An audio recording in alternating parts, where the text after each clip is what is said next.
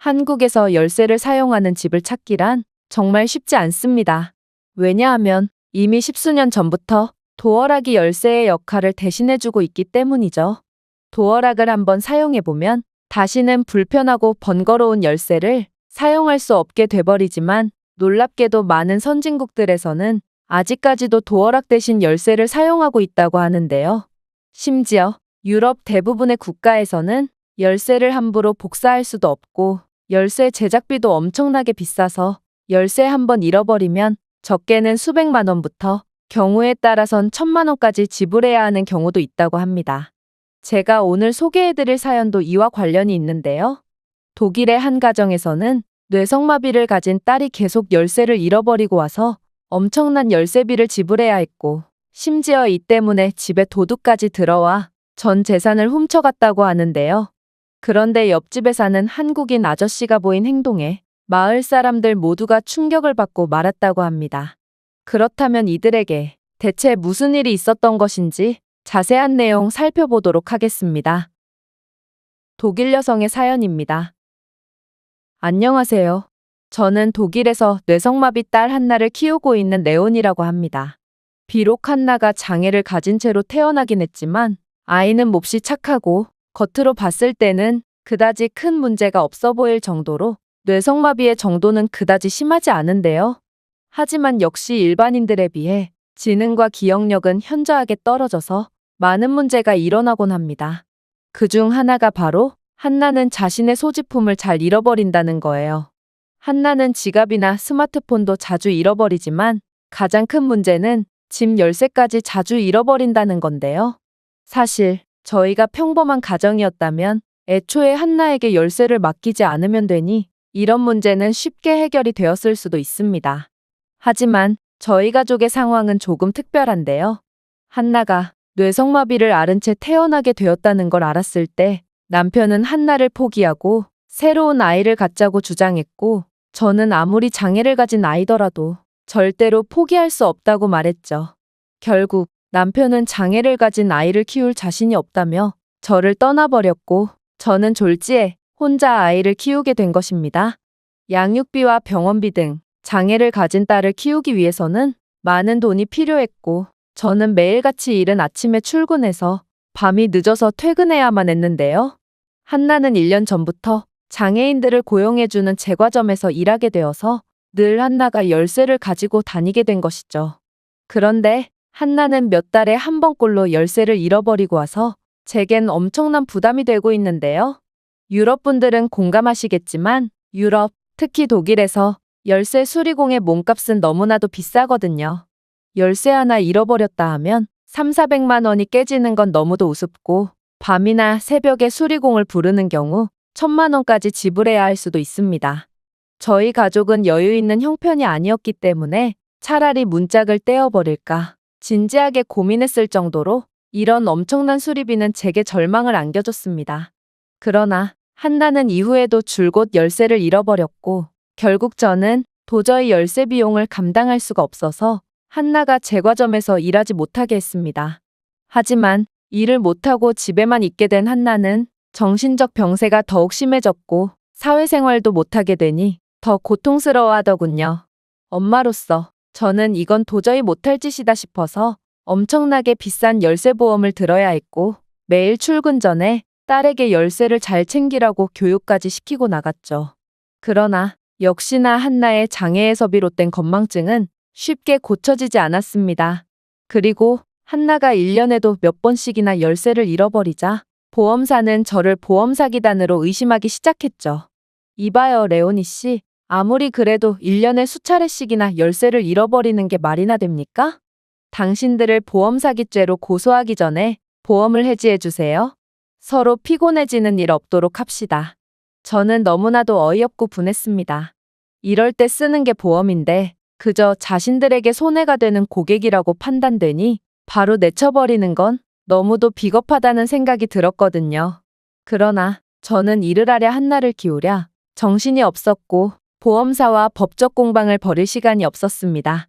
그래서 어쩔 수 없이 보험을 해지해야 했고 마지막 수단으로 딸의 바지춤에 체인을 걸어서 열쇠가 몸에서 떨어질 일이 없게 했죠. 하지만 이건 최악의 악수였다는 것을 얼마 안가 깨닫고 말았습니다. 장애가 있는 딸의 바지춤에 열쇠가 대놓고 달랑이니까 누군가 한나의 열쇠를 훔쳐버렸고 딸과 제가 일하고 있는 틈을 타서 저희 집에 침입했기 때문입니다. 그렇게 저는 그나마 있던 귀중품들도 전부 털리고 말았죠. 저는 너무나도 절망스러웠습니다. 이제는 도저히 새로운 열쇠를 구할 돈도 없었고 이런 절망스러운 상황을 헤쳐나갈 방법도 떠오르지 않았거든요. 저는 강한 엄마가 되어서 남편 없이도 남부럽지 않게 한나를 키울 것이고 절대로 딸 앞에서 눈물을 보이지 않겠다고 몇 번이고 다짐했으나 결국 그 자리에서 주저앉아 오열하고 말았습니다. 그런데 그 순간 열린 문틈 사이로 누군가 말을 걸더군요. 실례합니다. 저는 옆집에 사는 사람인데요. 문도 열려있고 뭔가 이상해서요. 혹시 무슨 문제라도 있으신 건가요? 사실 저희 옆집에는 한국인 남자가 살고 있습니다. 그러나 그는 독일인보다 더욱 독일인 같아서 쉽게 친해질 엄두가 나지 않았죠. 이 한국인 남성은 언제 어디서 마주쳐도 늘 정갈하고 깔끔한 모습을 유지했고 그의 옆집에 사는 저조차도 그의 하루 일과가 어떤지 대충은 파악될 정도로 몹시 계획적이고 성실한 사람이었습니다. 그리고 로봇 같은 그의 모습에 왠지 모를 두려운 감정까지 들었죠. 사실 한국인은 정 많고 흙 많은 독일인이라는 소리가 있을 정도로 한국인의 이러한 계획적이고 성실한 모습은 독일에서도 유명합니다. 그러나 실제로 겪은 한국인은 소문보다 훨씬 진지하고 열심히 사는 사람처럼 보였습니다. 어쨌든 그렇게 차갑고 로봇 같은 사람이 말을 걸자 저는 몹시 놀라기도 했지만 거의 모든 것을 잃고 기댈 누군가가 필요했던 저는 그 한국인 남성을 집에 들여서 그동안 있었던 일들을 전부 이야기해줬습니다. 그런데 그 한국인 남성은 묘한 표정을 짓더니 자신이 도와줄 수 있을 것 같다고 말하더군요. 알고 보니 그의 집은 열쇠 대신 도어락이라고 하는 최신 방범장치가 달려 있었고 그가 한국에서 가져왔다는 이 도어락에는 자신의 집 앞에서 일정 시간 서성이는 사람까지 감지할 수 있는 기능이 있다고 했습니다. 이건 정말 놀라웠는데요. 독일은 기술 강국이라고 알려져 있지만 역설적이게도 독일인들은 몹시 보수적이라 이런 최첨단 기술을 싫어하는 경향이 있거든요. 그래서 독일인들은 무조건 열쇠를 사용하는데 한국인들은 십수년 전부터 진작에 이런 최첨단 기술을 사용해서 열쇠 하나에 수백만 원씩 내는 경우가 없다고 했습니다. 어쨌든 이 한국인은 저장된 영상들을 확인해 보더니 계속 집 주변을 왔다 갔다 하는 수상한 남성의 모습을 확인했고 이 영상을 증거자료로 경찰에 사건 접수를 하게 되었는데요. 원래 독일 경찰들은 증거가 없으면 일을 하지 않기 때문에 이런 도둑들을 거의 잡을 수 없지만 한국인의 증거자료는 경찰이 수사를 시작하게끔 했고 결국 범인을 잡는 기적과도 같은 결과를 만들어낼 수 있었습니다. 저는 이 한국인이 대가 없이도 이런 헌신적인 도움을 베풀어줘서 너무나도 감사했는데 그의 호의는 여기서 끝이 아니었습니다. 그는 독일에서는 이런 도어락이 6, 70만 원씩이나 한다며 한국에 들를 때마다 고품질 도어락을 독일에서의 반이반의 반도 안 되는 가격으로 구매해온다고 말했습니다. 그리고 마침 예비용 도어락이 있으니 비싼 돈 주고 열쇠를 다시 만들지 말고 자신의 도어락을 사용하라며 제게 최첨단 도어락을 무료로 줬을 뿐만 아니라 남편이 없는 저희 가족을 위해 직접 도어락을 달아주기까지 했습니다. 솔직히 저도 보수적인 독일인 중 하나로서 이런 획기적인 신기술에 대해 약간의 거부감을 가지고 있었던 게 사실입니다. 하지만 막상 도어락을 사용해보니 왜 진작 도어락을 안 썼을까 하는 후회감이 들 정도로 이것만큼 편리하고 안전한 기술도 없더라고요.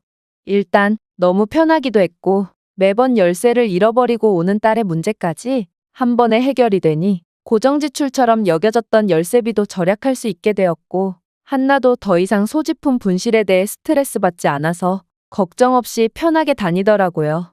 물론 한나는 여전히 지갑을 잘 흘리고 다니지만 열쇠에 비한다면 지갑 정도는 정말 애교로 넘어갈 수 있는 수준이었습니다.